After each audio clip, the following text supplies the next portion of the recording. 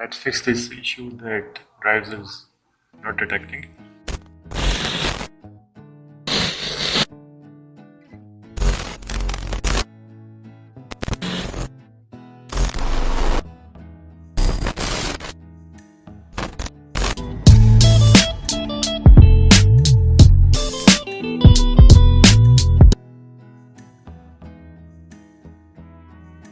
You have to download the drivers I provide and put it in the USB, and then you have to go to this load drivers, and then you have to go to browse, and then you have to access your drive and the folder in which you put the drivers.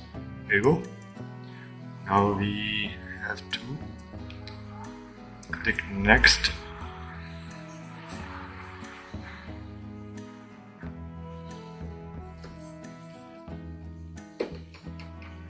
To install the drivers of this chipset, and then we can access our drive partition.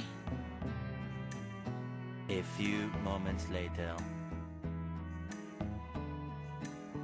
Thanks for watching. See you next video.